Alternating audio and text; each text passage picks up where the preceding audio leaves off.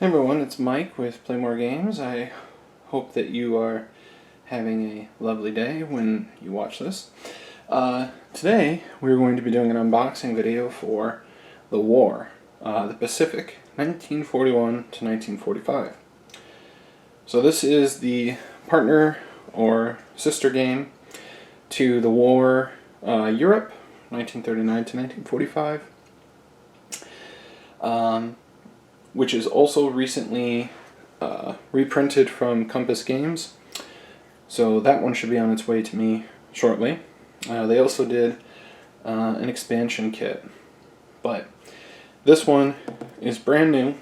And it is honestly the latest in a long slew of releases from Compass Games. They've been able to print pretty steadily, I would say. Quite a few titles came out this summer. I think the last one I got was NATO, I want to say. But I know that there were a couple before that, and I think they had, Defending America was one. I'm stuck. I can't remember. But they've been able to print and ship pretty successfully. So today we're going to look at The War. First thing I can tell you is that this is a big box. It's a heavy box. It's the 3-inch box. And here you have the classic photo here of the American flag going up on Iwo Jima. So let's take a look. At the back, you can see the binding is the same. Alright, so I will just kind of go over what I see here.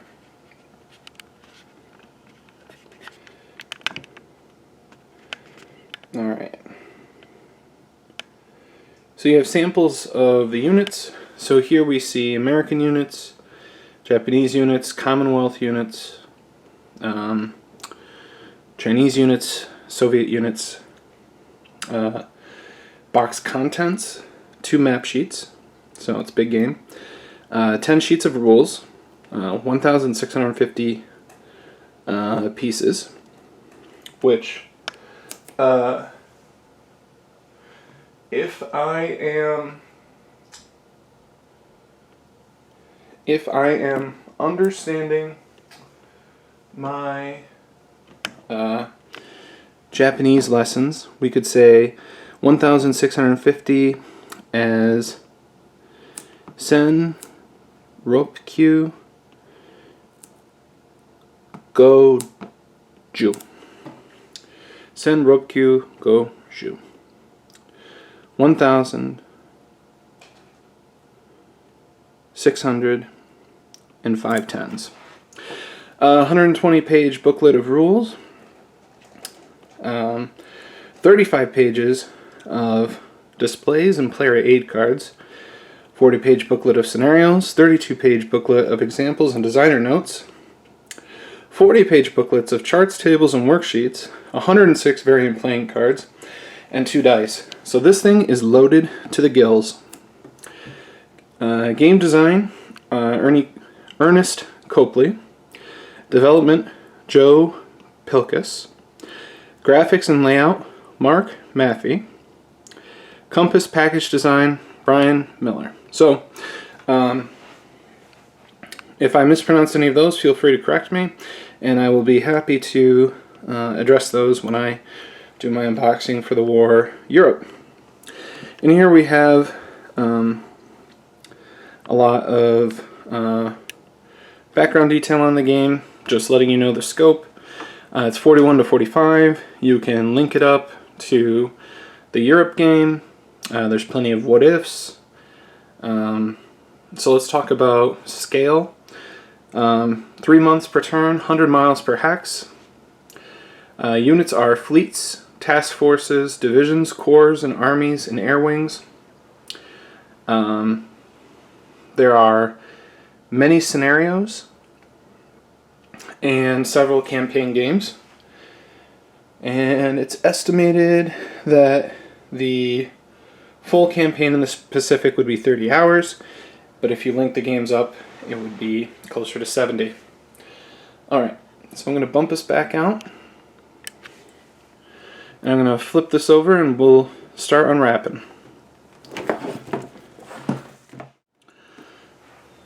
Okay, we're back, so let's pop the lid and see what's inside.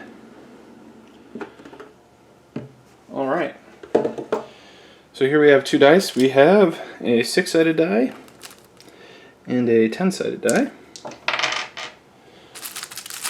These must be, excuse me, cards. These look like reminder cards, but our variant cards should also be in there as well. So let's take a quick look.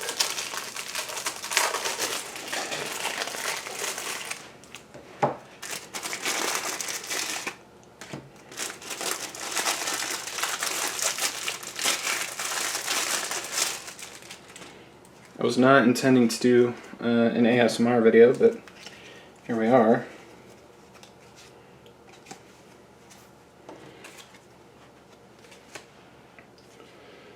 Okay. So, intelligence points, counter-espionage, espionage, submarines. So, I think all these decks got kind of mixed up, because some of these look like cheat sheets. So this is a submarine, U.S. submarines, and then you've got modifiers on there. And then you have a espionage card. This looks like the Commonwealth. And in action, again, modifiers. I am not familiar with the system, so I really can't explain too much or in detail. So before I misrepresent anything, let's keep going. Ooh. Alright. So this is one of the things that Compass has been doing in their recent releases that I like, is all of this is, the rule books and everything are bound together. So I'm going to set these aside for a second. We'll open those. We'll come back to those. Alright. Here we have a terrain effects chart. Above the fold, below the fold. And what's really nice is it has full color examples of the terrain. So Gobi Desert, beach, forest, effects on movement, shaded, and combat, unshaded. So very simple, clear, and easy to use, which we love. Alright, so this looks like a force pool power card. So Japan, at start units. These are locations, so occupied China, Manchukuo, and then I'm not sure how the system works, if these units arrive at this point or they are available to be built at this point. But this also has starting resources, your growth rate, your economic engine, things like that. So we should have one for each of the major powers in there. And it's glossy. It's glossy paper, so it's nice. This is a sequence of play for the Coral Sea scenario. This is for Midway. So we have a couple of these scenario cards. Soviet unit setup.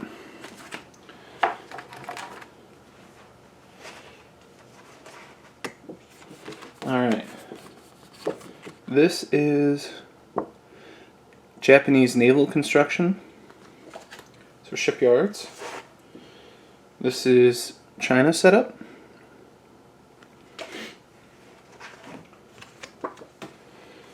This is task force display. So we have one for Japan, one for the Allies. Then you have Allied shipyards. So obviously the U.S. has tons of naval construction capacity. We have U.S. force pool.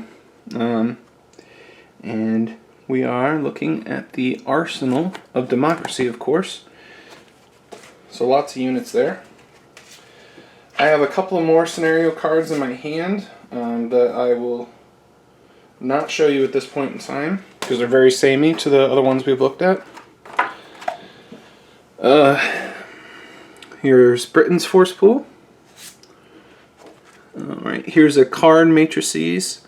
So Anti-Submarine Warfare versus submarines. I was looking at this. Very excited to see how this comes together. This looks like more scenario cards. So it looks like all of the scenarios have their special rules and everything posted in these, or these could be used as shorthands for those scenarios, which would be very, very useful. So you don't have to flip into the book.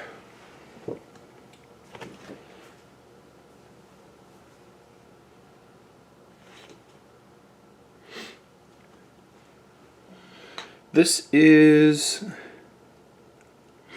a peculiar item. This is a errata sheet as of August 25th, 2020, which I am hoping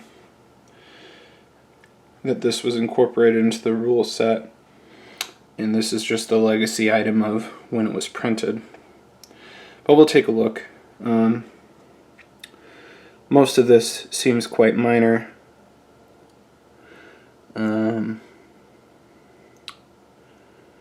Like, for example,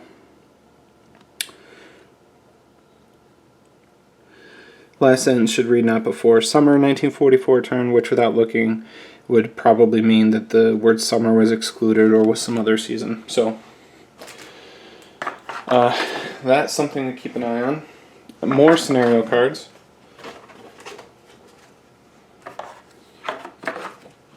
More. Alright. US entry level and unit quality, I guess, is the best way to describe that. Game turn track. I mean, if you're not starting to, I mean, hopefully you're catching on now that this is a monster game with lots of charts and tables. My understanding is that this is the designer's take on the evolution of the Rise and Decline of the Third Reich series. So this is a battle card for naval and naval air, which is pretty cool.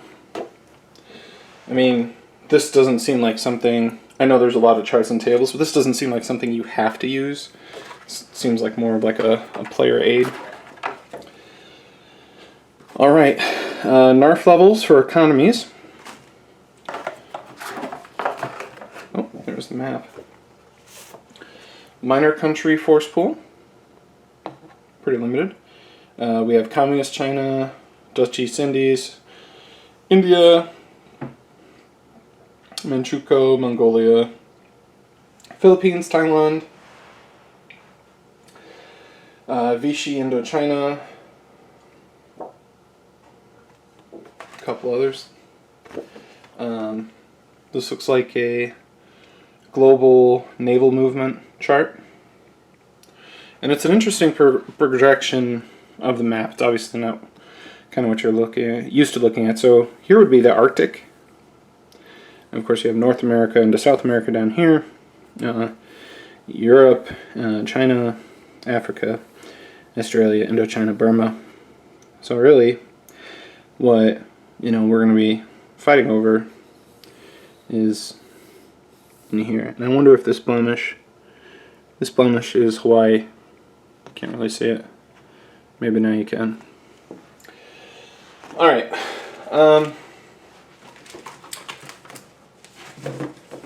Let's set aside the maps for now. We'll put those with the charts and tables. And let's look at the counters. Now, these seem like the brand new compass counters. So I bet you as soon as I rip this off, they're going to start falling off the bone. You know, they're like ribs that way. So, unfortunately, we'll only take a look at the Commonwealth for right now. So, we have status markers for intelligence, naval, depletion, factories, fortresses, espionage, and then we have military units, fighters, bombers, naval air, transports, fleets, carriers. We have land units, including Free French, Indian, static units, armored units, and others. So, I know probably the most exciting ones, the Americans and the Japanese, are not going to be in this video, but I'm not ready to punch those out yet. So we're going to take just a minute and I'm going to set up the maps. Alright guys, so I'm back and now we're in handhold mode. So I apologize for any stability issues, but to afford you a satellite's eye view, that is the cost. So we have two maps here, and as you can see, it eats up most of my table. But we can see all the way in the top left hand corner, India, China, Mongolia, Soviet Union, of course Japan. Hopefully all of this terrain is familiar for you seasoned gamers out there. Australia, Solomons, New Guinea. Trying to see, okay, there's the edge. Alright, we have the oceans, the island groups, and I noticed that these are sea zones that are labeled, so we'll zoom in a second, but okay, and you can see the Hawaiians there, Midway there, Dutch Harbor, Edukiska. So let's take a closer look. Alright, so first thing we'll take a look at is, let's see, we have Singapore over here. These are really, what I like about this map is it's really colorful. It's nice, it's easy to see. It's easy on the eyes, I guess you could say. It covers a lot of territory. So let's see. Here we have the home islands, Korea. And over here, let's take a look at Pearl. Okay. So, hopefully this gives you a nice idea of the map. So let me set you back down and we'll get ready to put it back in the box. The last thing we'll look at is the charts. So stand by. So let's take a look at some of the charts and tables here. So, we have here, let's make sure I'm center frame. Very nice. Alright, this is submarine combat results table. It has your modifiers. Strat bombing. Optional rules for submarine attrition. Declaration of war table. Intelligence table. Influence table. Naval interception and air interception. Surprise. Flak and cap. Partisan combat results. Atrocities. So, ground combat results table. Strat movement. U.S. entry. U.S. variable surprise table. Surrender modifiers. NARF income worksheets. So that's good to have, and you'll probably want to end up making copies of these. Diplomatic record sheet. Usually companies are okay with you making copies of record sheets. That's usually not a problem. So, one for each power, including variant trackings, and then production costs on the back there. Okay, so that's charts and tables. So then we have scenarios.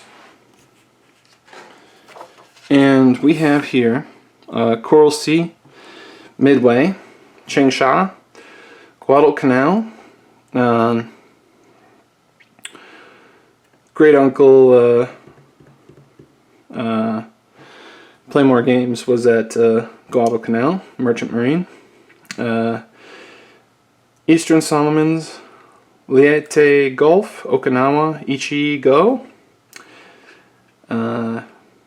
Sino-Japanese War. The campaign game, and then they have a 41 start and a 42 start for the campaign game. So they have, as you might imagine, unit setup, forces, special rules, victory conditions, playable area for each of these. So I won't spend a ton of time on that because that's pretty boilerplate scenario booklet stuff.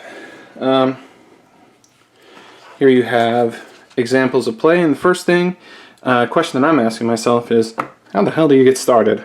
Okay, so that's I'll be keeping this one out for sure. Okay, so colored examples of play, very nice photo. Air battle, patrols, some more interesting photos here. Yeah. Very well put together. Now, last piece, the big boy, rules of play.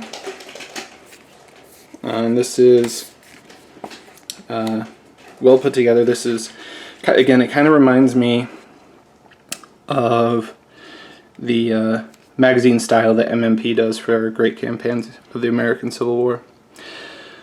Okay, so we'll just take a skim through it. So, seems fairly standard rule setup.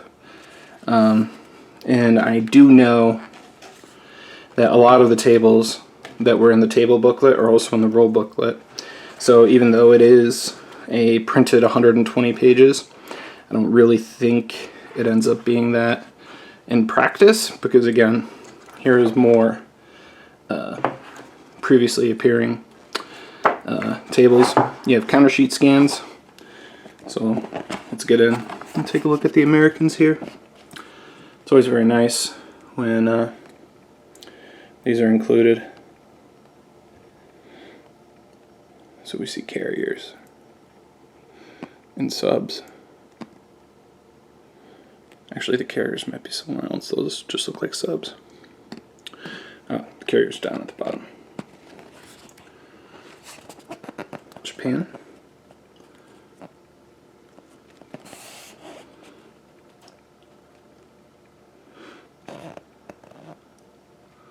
Alright, you get the idea. Alright, I'm going to backtrack all up and give you final thoughts here.